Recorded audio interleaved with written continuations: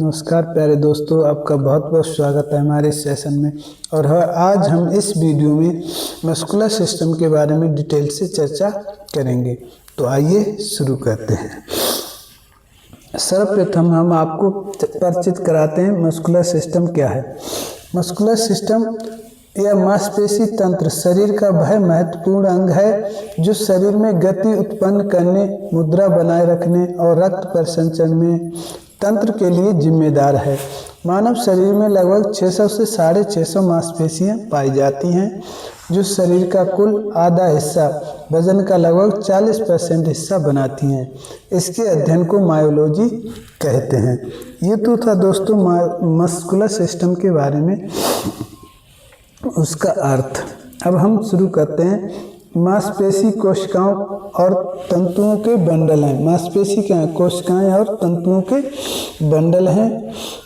मांसपेशियों के अध्ययन को मायोलॉजी कहा जाता है। टेंडन की मदद से मांसपेशियां हड्डी से जुड़ी होती हैं। ये हमारे शरीर में 656, कहीं कहीं 639 दोस्तों, और जोड़े में अगर बात करें तो 200, क्या कहीं कहीं 200 और कहीं कहीं 320 प्लस जोड़ा माना जाता है। 320 प्लस जोड़ा माना जाता है। ठीक है दोस्तों, अब आगे चर्चा करते हैं। ठीक है, मायोलॉजी।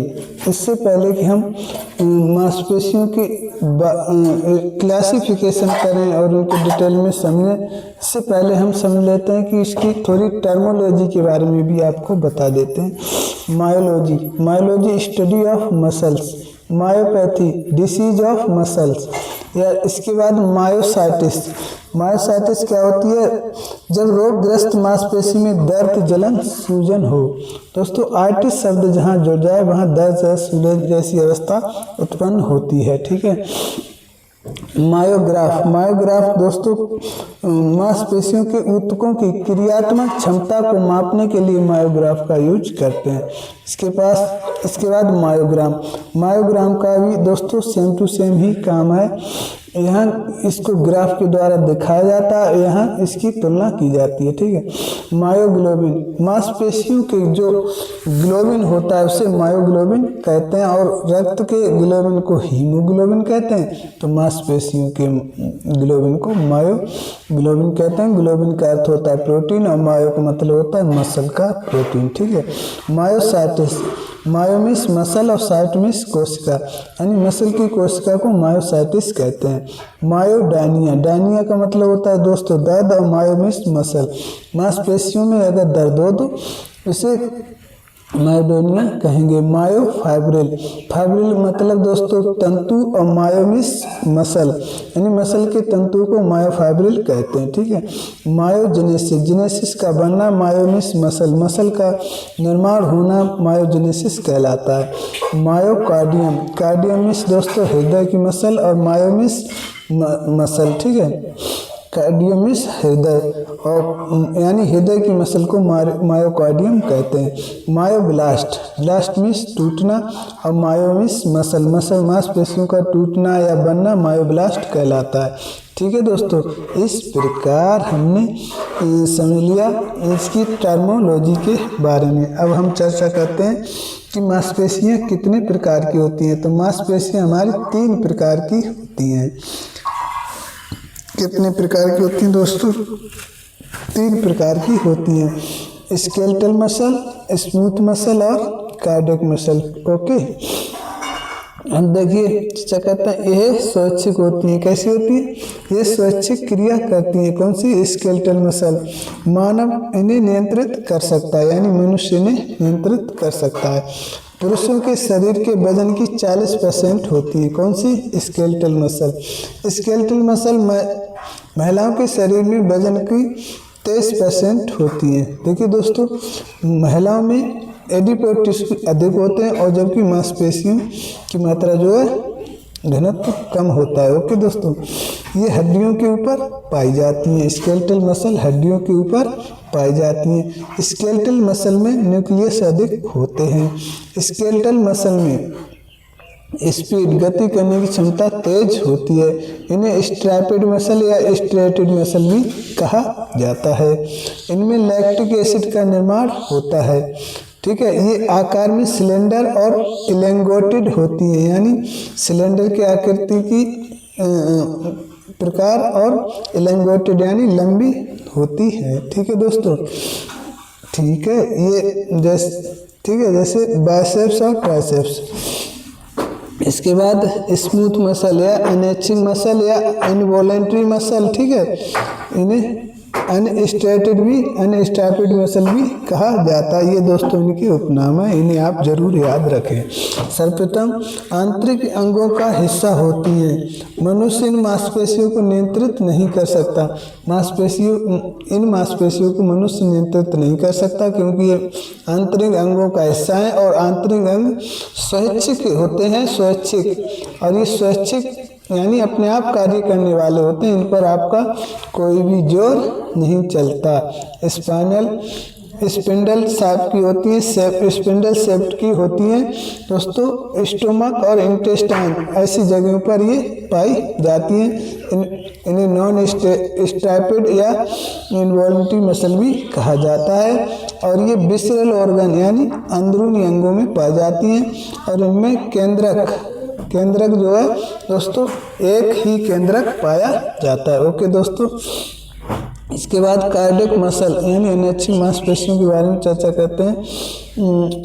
कार्डियक मसल हृदय में पाई जाती है और मुख्य कार्य रक्त को शरीर में पंप करना है।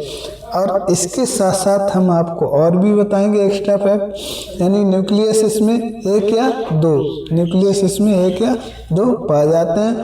हार्ट की वाल पर पाई जाती हैं और ये स्ट्रेटेड यानी ये इलोंगेटेड, सिलेंडर और इसके साथ साथ ही स्पिंडल फॉर्म में भी ये होती हैं। दोनों का मिला जुला रूप होता है, इसलिए इसे कार्डियक मसल कहते हैं। ठीक है, इसका कार्य जो होता है कार्य अनैच्छिक होता है, लेकिन इसमें मसल जो पाई जाती हैं वो दोस्तों ऐच्छिक मसल पाई जाती हैं। इसीलिए ये तेजी से संकुचन करता है, लेकिन अनैच्छिक कार्य होने की वजह से इसमें लैक्टिक एसिड नहीं बनता। ओके दोस्तों, कंकाल मांसपेशी की संरचना, स्ट्रक्चर ऑफ स्केलेटल मसल।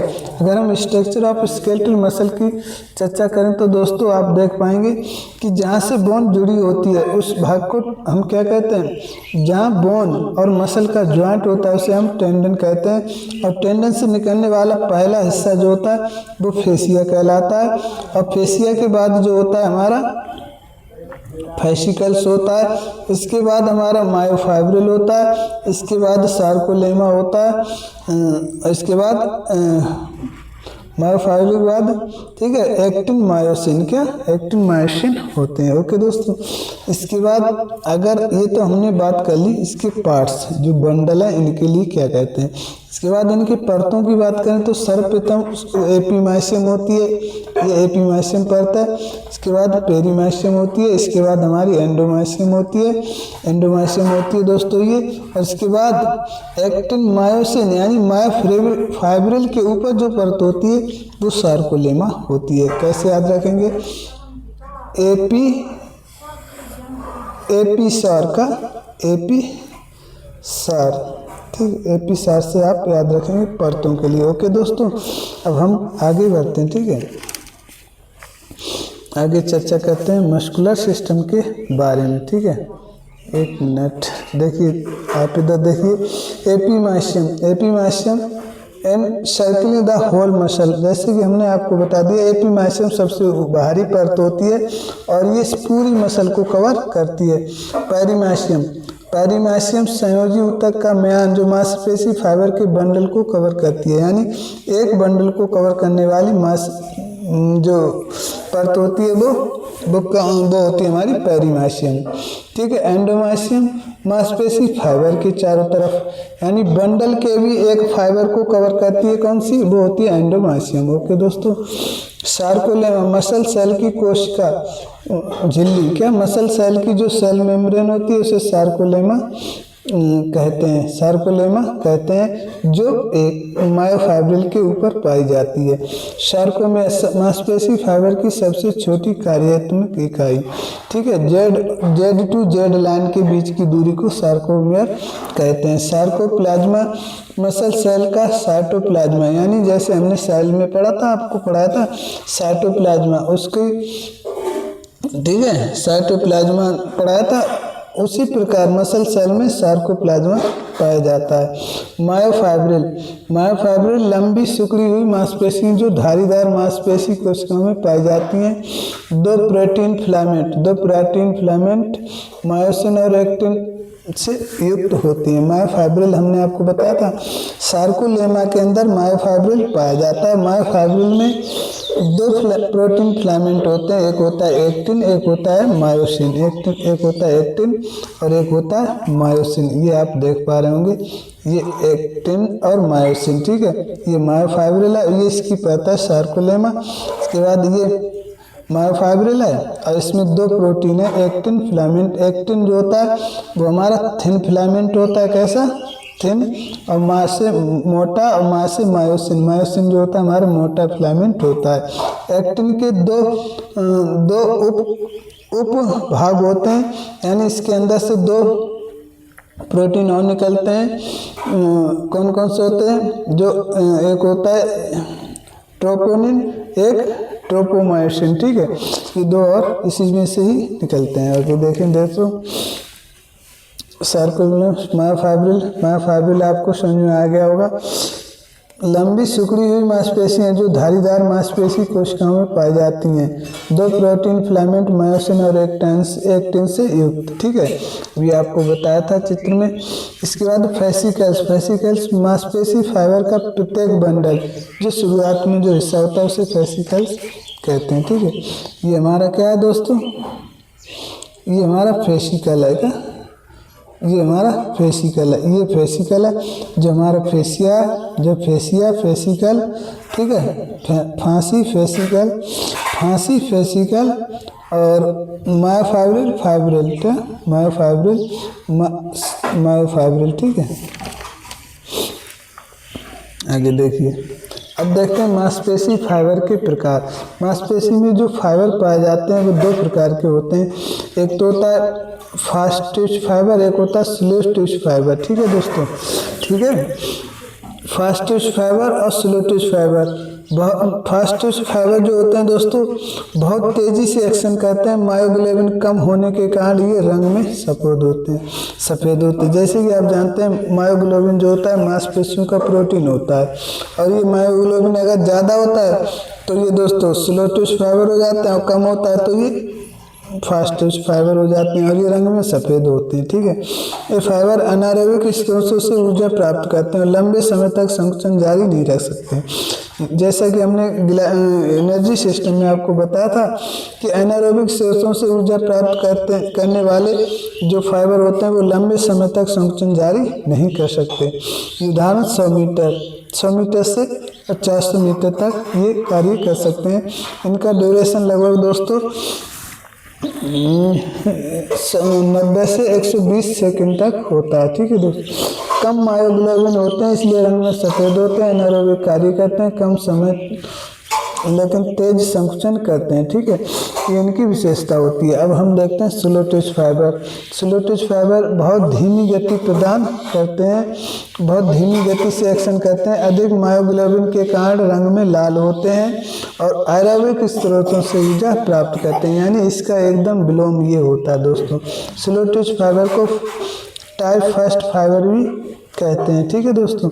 लंबी दूरी की दौड़ जैसे 5000 मीटर और इसके साथ साथ ही 10,000 मीटर, ऐसी दूरियों में इनका मुख्य प्रयोग होता है, ठीक है, क्योंकि एरोबिक सिस्टम से ऊर्जा प्राप्त करते हैं और एरोबिक सिस्टम लंबे समय तक की दूरी के लिए उपयोग किया जाता है। ओके दोस्तों, आगे देखें।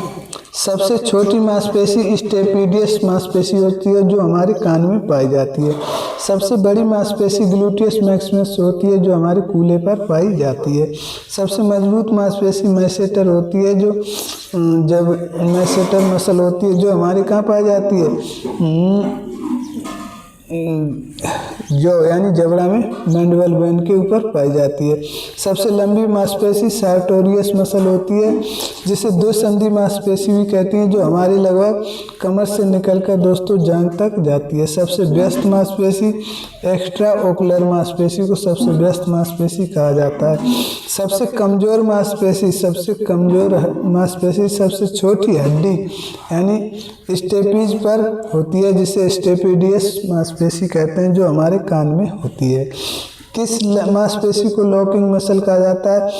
तो लॉकिंग मसल के रूप में दोस्तों पॉप्लिटेस मांसपेशी होती है, जो पैर और घुटने के पीछे के आसपास पाई जाती है, जिससे हम जूडो के दौरान लॉक लगा लेते हैं। ओके दोस्तों, किस मांसपेशी को लाफिंग मसल के रूप में जाना जाता है? तो जाइगोमैटिक मेजर मैसेटर, इन दोनों के लिए लाफिंग मसल के नाम से भी जाना जाता है। ठीक है, किस मांसपेशी को बॉक्सर मसल के रूप में भी जाना जाता है? तो बॉक्सर मसल हमारी सर्फेस एंटीरियर होती है, जो पसलियों के दोस्तों आगे और पीछे पाई जाती है। किस मांसपेशी को थ्रोअर मसल भी कहा जाता है? थ्रोअर मसल जो हमारी होती है वो पेक्टोरस मेजर होती है दोस्तों, पेक्टोरस मेजर होती है। किस मांसपेशी को दर्जी मांसपेशी टेलर मसल के नाम से भी जाना जाता है? तो टेलर मसल दोस्तों हमारी सार्टोरियस मसल होती है, जो हमारी सार्टोरियस मसल होती है, जांघ से लेकर और पैर तक का हिस्सा बनाती है। किस मांसपेशी को मलखम मांसपेशी के रूप में जाना जाता है? यानी जो हमारी दोस्तों एडेक्टर मसल होती है, एडेक्टर मैग्नस मसल जो होती है वो मलखम मांसपेशी के नाम से भी जानी जाती है, और इसके साथ साथ इसे वेप मसल भी कहा जाता है, और इसके साथ साथ इसे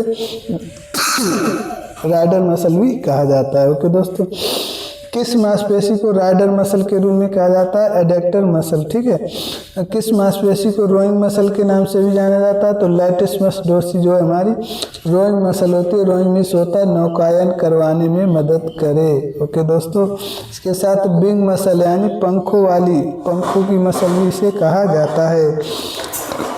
किस मांसपेशी को लिफ्टर मसल कहा जाता है? यानी वजन उठाने वाली मांसपेशी होती है, उससे कौन सी मांसपेशी होती है? हमारी डेल्टॉइड मांसपेशी को लिफ्टर मसल भी कहा जाता है। किस मांसपेशी को काफ मसल के रूप में जाना जाता है? कॉफ मिस क्या होता है? बछड़े की मांसपेशी। तो इसे गैस्ट्रोनीमियस मसल को काफ मसल के रूप में भी जाना जाता है। किस मांसपेशी को विंग मसल के नाम से जाना जाता है? तो लैटिसमस डोर्सी को दोस्तों विंग मसल के नाम से भी जाना जाता है, इसे रोइंग मसल भी कहते हैं। ठीक है, किस मांसपेशी को मैरिज मसल यानी मैरिज मसल कहा जाता है? तो मीडियल रेक्टस जो होती है, जो आंखों में होती है, आई मूवमेंट को कंट्रोल करती है, इसे मीडियल रेक्टस मसल के नाम से भी जाना जाता है। किस मांसपेशी को हनीमून मसल के रूप में भी जाना जाता है? तो सार्टोरियस मसल को हनीमून मांसपेशी के रूप में भी जाना जाता है।